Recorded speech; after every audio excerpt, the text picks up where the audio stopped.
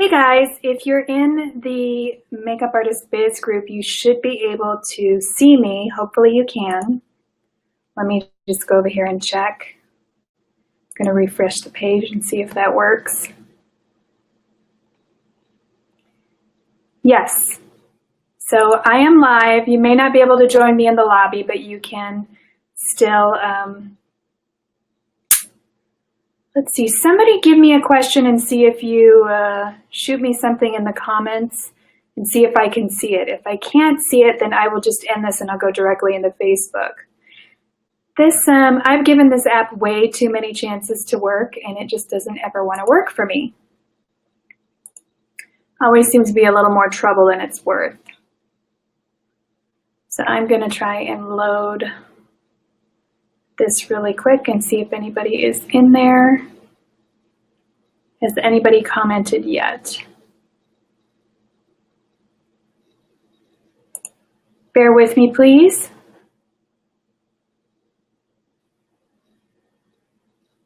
We're going to get this straight and we're going to talk and we're going to get our businesses rolling. It's all going to be fantastic.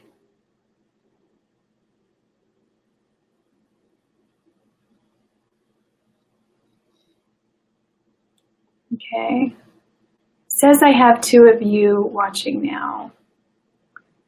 So Finn is there. Finn is watching. Finn, can you make a comment for me real quick? And I want to see if I can see it in the app and see it on the page.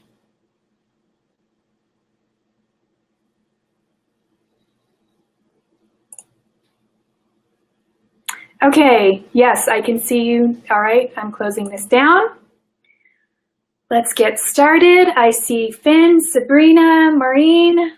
Yay, so at least I can see you. I can see your comments. I was trying to do it so you see that little square there to see if I could get you guys in the screen with me, but it doesn't look like that's gonna work. So we'll take what we can get right now and we'll get going. Hi, Sheree, good to see ya. Thank you all for joining me, and I was excited that I had so many of you guys opt in for the MUA Business Booster, and it shows me that you guys are really needing and wanting business advice and wanting to up your game when it comes to business and getting more business. Looks like Stephanie just made it into the lobby. We'll see if her camera starts working in a minute. So the first part of the MUA Business Booster was for you to build a list. So I needed you to build a list, and my goal for you was for you guys to have at least 30 people on your list by yesterday. Hi, Charity. So how many of you actually worked on your list? Tish is here too. Did anybody work on your list? Angie's here. You guys made it. So if you have started your list, then you are ahead of the game already. Getting your list together is the hardest thing. And the last video I did on the list where I tried to really explain to you guys how important this list is. Any successful entrepreneur has a list of clients. But the trick is, okay, so you go and you fish and you get all these people together, and then Finn says she started. So Finn has started. She's trying to find names of people who could potentially hire her. So now you've got all these names, you've got these emails. What do you do with them? So I also suggest that you get addresses and phone numbers as well for future. Angie says, I'm not gonna lie, I'm starting today. Well, do it, girl, because I'm telling you, this is a game changer. I have had to build my business 3 times because I've moved. The first time, I had 12 years to do it. I was very successful in that market, and then we moved. We had to move. My husband got a job somewhere else, and we had to move. So guess what that means? I get to start my business over again because you become very, your market becomes your home. And I was in Vegas. So I then moved to Orange County. Even though it's so close to LA, it may as well be like 5 or 6 hours away because traffic is so bad. And if people find out that you live in Orange County, they don't trust that you're going to beat traffic. they only want to hire within LA. So I had to start over again. I actually had more clientele hiring me when I was in Vegas than I did when I was in Orange County. It was kind of crazy. And then I moved here to Dallas.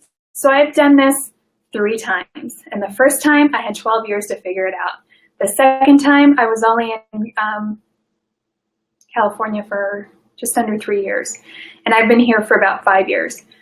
So I've had a lot of time to figure this out and make it work.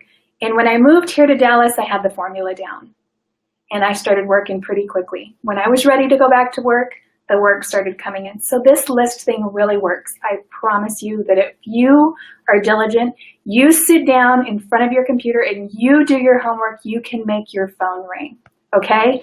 So now you've got your list. What are you gonna do? So the biggest hurdle is getting new connections in a town. Just because you have a name on your list, you have to now do something with it. You have to make a connection with that person on that list. And you have to be professional, and you have to be genuine, and you have to be engaging. So let's see. The first thing I want you to do is absorb this mindset of integrity, professionalism, and always be genuine. You really have to keep that in your head at all times because it is so important for you to always be genuine, professional, and to have integrity when you are communicating with the people on this list. So the first thing you're going to do with every name on this list is connect with them on social media. So social media platforms that I like are Facebook, LinkedIn, and Instagram. Facebook is really the best for me. It works really well for me. Instagram seems to be working, and LinkedIn probably is the least, but I have gotten a few jobs per year from LinkedIn, I'm not gonna lie. So it's definitely worth it to really invest a little bit of time in LinkedIn. And let's talk about your profiles on your social media. Your profiles have to be professional. So I would suggest, like particularly on your Facebook, if you already have connections with people who hire you on Facebook, you want to make sure that it's professional. If it's not, you need to clean it up. You need to get rid of, any overly opinionated statements that you may have. Don't get political.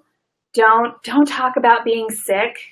People don't want to know that you're sick, because girl, I could have a whole Facebook profile of all my aches and pains in my life, but on my profile that I share with the industry professionals that I work with, I don't want them to know when I'm going in to have an operation or when things are bad. So I just keep it pretty professional. As I said in the blog post, I said puppy professional and superhero business-like. So if you can clean up your existing profile, then do that. But if you've got too much partying, too many connections that are public debauchery, maybe it's time you get a new profile. It's a little bit harder to start over that way, but you can do it. It is possible. Stephanie, I see you in the lobby. And one of the things that I wanted to really point out to you is if your profile, the less threatening your profile is, so if you keep your profile in here in this nice little, comfy little egg, the larger the hiring pool of people that are going to hire you. And that's what you really need to keep in mind. And some of you might think, well, I really like Donald Trump, or I really hate Donald Trump. Well, whoever's writing the check, I don't care what they think about Donald Trump. I just want them to hire me. We can get really political or whatever, but I just want a job. So, and actually I turned down Donald Trump campaign. I won't say anything more about that, but we'll just leave it at that. And we're going to get into branding a little later. I've got a whole branding lesson that I want to teach you guys. But you are part of your branding because you are selling yourself. So my brands are Mary Rockwood Crabtree. Mary Rockwood Crabtree is the girl that shows up to the set Mary Rockwood Crabtree is the girl that the producers call. Mary Rockwood Crabtree is the person that my agent sells. That is my professional profile. Mary RC is the makeup artist that you guys know. So that is my profile for my makeup world. It's two totally separate things. And a lot of people have even requested to be my friend on my professional profile. And I may not have let you in because I really just want to keep that professional. And I have this nice little universe that my clients live in, and I want to keep it that way. And it's okay to do that. And I do have some family members and things like that in there, but I'm very selective with who's within that sort of universe on my Facebook page of the Mary Rockwood Crabtree Facebook page. So if I haven't accepted your friend request, please do not take it personally. It's business. So, and I know you guys will get it. So clean up your profiles. So let's talk about what you're going to do with your social media page. So you have a really great social media page. Really great social media platform in Facebook. So in the freebie download, in the part 2, this particular blog post that I'm talking about, if you print it out, you will see types of posts that have worked for me. And I'm going to go ahead and hold this up because, see, I printed it out. So the first thing I wanted to say is you want to post about your business. You want to show people that you're working, that you are on set. And there are many times where you are not allowed to take pictures on set. And you know what, it is what it is. You just don't get a chance. But like makeup setups are great. Pictures of your brides or pictures of your talent, if you are allowed to take pictures, you're not always allowed. Those kind of things are really great to post at an appropriate time. Sometimes you're allowed to post after a commercial has aired, the final product of something that you're working on, final pictures of a wedding, a commercial, print work that you've done. Those are all great business posts that you want to post, but you don't want to do that every single day. You want to look like a person, right? You want to be somebody that they want to engage with. So it can't be an everyday thing. So another thing you can do is you can entertain the people that you are friends with on your profile. And on this download, I showed you some fun memes. But you don't always want to post like makeup memes, because if you think about the people that you're friending, if you're friending producers, if you're friending wedding coordinators, if you're friending photographers, you want to think like them. Like, what are some things that they're going to think are funny? What are some things that are going to entertain them? So you want to think like them, not like yourself. So I find that when I post memes like about this silly one that says, when you see the AD offset, you have no power here. I got so many likes on my personal profile from crew people, they thought it was great. So what you're trying to do is you're trying to engage them, trying to create a relationship with them. And Facebook is a great portal for that. Same thing with Instagram. Another thing you want to do is be informative. So again, on the freebie, I posted a couple of articles that I thought were really great. Game of Thrones, like, oh my gosh, I think every crew person on the face of the earth is a huge Game of Thrones fan. And so there's some great articles that I find on, I like to read IMDb. And I've posted articles about photography, things like that, just to sort of keep that engagement with those clients. There's another great article I found on wedding dresses, that for women who don't like to wear dresses and it's pants. Like, that probably would have been great for me because I hate dresses. And then you want to be personal, but you got to be careful with this. So you want a sprinkle of personal, not a ton. You don't bombard people with your kids. I want to do it too. I think my kids are the best things on the face of the earth, but it's a little too much. But you can do pictures of kids, pictures of animals, pictures of food, pictures of like concerts and entertainment. You know, show them what you're like. Show them some personality. You don't need to be the church lady. You know, you don't need to be this perfect little, you know, Miss Mary Sunshine. which you kind of do, but it doesn't have to be super perfect. You want to show them some personality and show them who you are. But just be careful.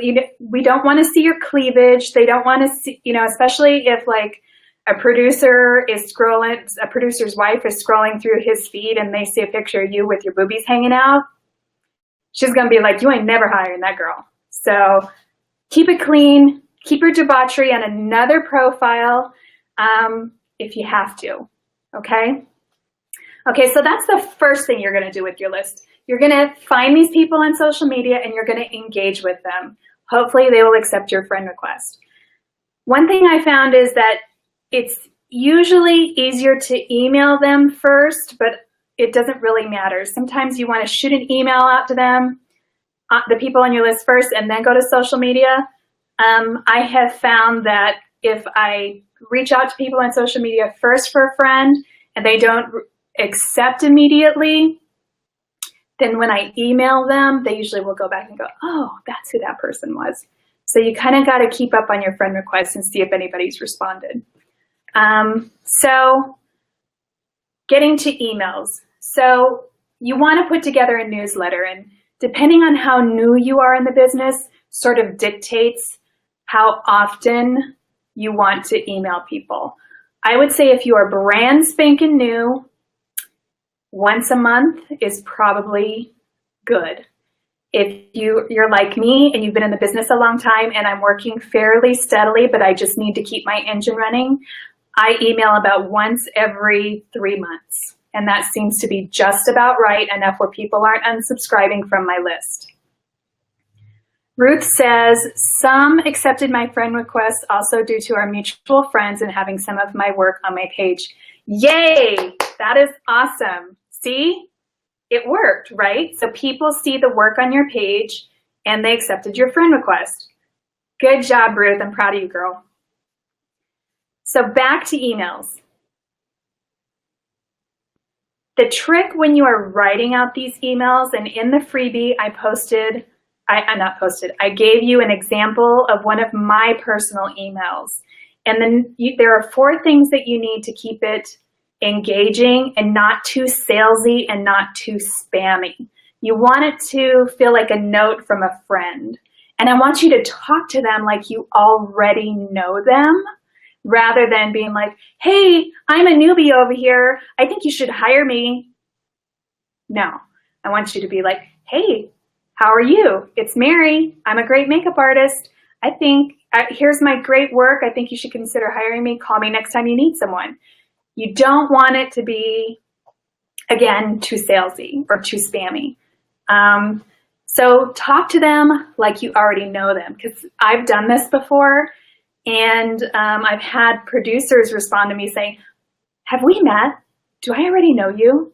And so I'm telling you, it works. So the first thing you want to do is you want to have a really great title on your email. And again, I use MailChimp. I like MailChimp a lot, but I think I just like it because I know it front and backwards, whereas I don't really know the other platforms because I haven't bothered. But I do need to look into some bigger platforms as my email list grows. So when you're writing your email, you need a very friendly title line, subject line, something that's actually going to get them to open the email. But you don't, again, stay away from the spammy thing. You just want to say, hey, it's just a quick hello or a quick update. I wanted to show you this. Very quick, very friendly, very open kind of text or copy. Second, you want to engage the person. You want them to feel like you have something in common. I like to use the weather. Because I'm in Texas, I could be like, oh my gosh, I hope everybody in, Tyler is safe from that tornado. Or I talk about the weather. And I know it sounds super boring, but they're experiencing the same thing that I'm experiencing. The state fair is in town. Hey, we went to the state fair. Did you go? But keep it super quick. But just so that you are engaging commonality to them, okay? Third, you want to do a quick show and tell. And how I do this is I do a mini resume update. And when you'll see that in the example, let me see if I've got that here. So like if you see, this is my quick, I just wanted to say hi. And you see, it's very short paragraphs. Let me see if I can get this right. very short paragraphs. There is not a lot for them to read. It is super quick. It's a super quick hello. You don't want it to be like a newsletter of like 30 paragraphs. Well, my mom died, and then I had to go out of town for a funeral, and blah, blah, blah, blah, and then my kids did this. No, no, no, no, no. You just want to be very quick, very general, very nice, and you don't want to talk about other jobs too much. How they will know about that you're actually working is to do a quick mini resume update. And you'll see right here in this freebie, you see this right here. This is actually a longer one because I think it had been like 6 months since I had reached out to them. And I put down like the highlights of the jobs that I have done so that, you know, and then at the bottom I have a link that says view my full resume. But if they can just see at a quick glance that, oh my gosh, yes, she actually is working, or, you know, they're like, oh, I wondered who did that job when it came to town. If they weren't on the job, they'll know. Trust me, this industry is so small. If you do a quick mini resume update and it goes to a producer who knows the producer who did the job that you did, then they're going to think, oh, well, he uses him, so I uses her, so why shouldn't I use her? So this is the reason you want to do this. And then you want to have you also want to have, you want to show and tell. And so by showing and telling is pictures. So you can put in the same pictures that you have put in on your social media. You're going to repurpose those pictures and you're going to put a few in your emails. And this is just a quick, you know, you want to show your fun side. Like on this one, I got so many likes and responses to that. See that picture of me and those kids? I did a Hasbro Nerf commercial. You know, you got to always kind of be marketing in your head, even when you're on the set. And then I just threw in a couple of my iconic pictures that maybe they hadn't seen yet. I've got DeMarco Murray from the Cowboys. You know, I don't know anything about football, but I'm in Dallas and a lot of people like the Cowboys. And then a couple little fashion pictures. Not a ton. You don't want to overkill it because you want to repurpose things. You want to be able to spread it out. You want just enough to get them interested in clicking. And so finally, you want to give them a call to action. And that means you want them to click on your website, but mostly you want them to call you, right? So the thing that I like in MailChimp, when you fill out the contact information in your account, it actually puts together a VC, I think it's called a VCF file. I'm not sure if that's the right term. And what that does is it creates a contact that they can click on and download your contact information directly into their phone. I don't have it on this example, but it is on there. So you guys gotta check that out. So those are the two main things you're going to do with your list. This is where you're going to start. And as you know, Makeup Artist Biz grows, and as I start getting these courses put together, I'm going to teach you other little things that you can do with your list. Like there's a lot of old school marketing that still works, and you'd be surprised the results that you get from it. But it's stuff that you have to physically do. It's not quite as easy as doing this, and this isn't that easy. So I want you guys to hang with me, and we're going to continue with your list. I want you guys to continually grow your list. If you are feeling like your phone isn't working or isn't ringing enough, and this isn't just for new people. This is for people who are already established. If you're an established makeup artist and you're like, well, you know, I work all the time. One day the phone stops ringing. I'm hearing this time and time again of artists that are working like a third less than they normally work because the market is growing. And as I teach people how to really market themselves properly, that pool is going to grow too. And if you're not doing it, you need to keep up because, you know, new people are smart. There's a whole new generation and the landscape is changing in their favor. So even to all my established artists, it is very important that you maintain your business and your marketing. I cannot express this enough. So many times I have seen an established artist who has an incredible body of work and doesn't have a website, or their website's like 10 years old. You have to think of your website, your domain name, as your real estate on the web. That is your house. what does your house look like? If you have a dilapidated, boarded up house with broken links and, you know, like it looks like it's broken windows, that's what's representing you. So that is what I have for you today. Does anybody have any questions? Stephanie, did you want to come in and join me? Yeah? Okay, I'm going to bring you in. There you are. Now you're live. Did you have a question for me, girl? Well, yes, I actually do. So do I need to ask people first for their permission to bring them on the list, or do you just email them out once you have their email address? So when you fill out, you're going to need to use a mail marketing platform like MailChimp.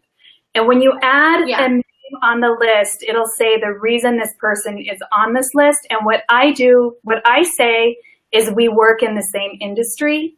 So they can unsubscribe from you. This is another reason why you want to use a MailChimp or something, because if they don't really want to hear from you, they can unsubscribe from you. But so it just kind of, it takes care of itself. And I have literally found that my unsubscribe rate is less than 5%. That is really low. So that tells me that I'm sending them the proper content and that they do want to hear from me. And you'll also get a report after you email them that tells you who actually opened your email and read it. And sometimes you'll see that they've gone back and opened it 3 and 4 times. So it's a really great way to see if what's working, you know? So it's a great program. Thank you. You're welcome. That was really informative. Yeah. Cool. That's why I like MailChimp. It's simple and it's free. So, I mean, it's kind of a no-brainer. Well, yeah, I will start tomorrow probably. Do it. I'm telling you, it's a lot of work, but it's been a game changer for me. I think I told this story before, but when I moved to Dallas, I did this system. I started working when I wanted to start working. I took a couple years off on purpose. Then I was like, okay, it's time to work. And within 60 days, I was working pretty steadily. And I got a job working with JCPenney, which is a huge thing here in Dallas. And I had a makeup artist who'd been here for 14 years kind of go, what the heck? I've been here 14 years and I've never gotten a job with JCPenney. I did it in 60 days. That's great. That's awesome to hear. So it works, you know. And I think if you guys could just really buckle down and tap into my system, I know it'll work for you. And it doesn't matter what stage of the game you're in. If you really approach it with a genuine personality and not as a salesy, spammy person, it's going to work for you. Oh yeah. That's for sure. Cool. All right. It's not always about the money. You got to follow the vision and you follow the passion and the money will follow you. Don't chase the money. Let it chase you. Yeah. Thank you so much. You're welcome. Bye, Steph. Bye. So does anybody else have any questions in the comments? It takes a few minutes for them to kind of come in. Okay, don't see any questions. Feel free to post your questions in the comments below and I'll try and get around to answering them. You can always rewatch. You can always go back and watch some of my other videos because I'm always giving you guys tips and tricks. And let's see, Maureen says, I would love to move into catalog work. Not sure, is there a New York market for that? I'm gonna say yes. I think catalog work is primarily in California and in Chicago. There used to be a ton of it here in Dallas, but to my knowledge, a lot of it unfortunately has gone digital. What they do is they dress mannequins now and then they have models' heads and bodies that are already shot and they do it all digitally. And so that has really kind of shrunk the catalog market a little bit, unfortunately. But I don't want to say that you can't get into it. You just really need to figure out who those photographers in your area are.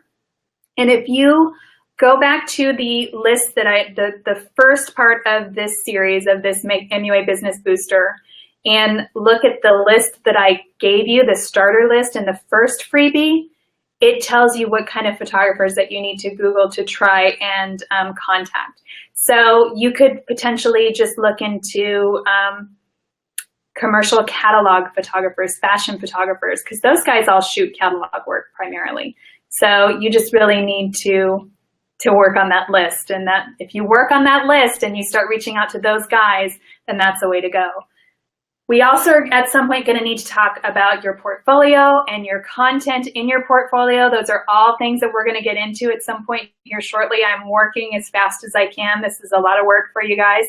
So, but next, I think what we really need to talk about is we need to talk about your websites, because I'm learning that a lot of you guys don't have websites. So Finn says, I am mostly in the wedding industry, so do you suggest reaching out to wedding vendors with his email? Absolutely. Wedding coordinators. I even wouldn't hesitate reaching out to florists, because you never know who the bride is going to fall in love with, right? Sometimes the bride will fall in love with her caterer. Sometimes she'll fall in love with the wedding vendor. And then that also allows you to sort of be a part of the whole community and not be the single solidarity, tiny little bridal makeup business. So I would suggest that you do reach out to other vendors as well. DJs, engage with them on social media as well. If you're primarily in the wedding industry, or if you're reaching out to DJs, connect with them, because you never know who the bride is going to like. You just never know. I have a friend who's a wedding DJ. He is so good. And he tells me, he used to refer me all the time. I was like, dude, you got to stop. I don't do brides. I was having these brides call me all the time. And it was through a DJ. So you never know. Don't just think that it's coming from one person, okay? Anybody else got anything for me?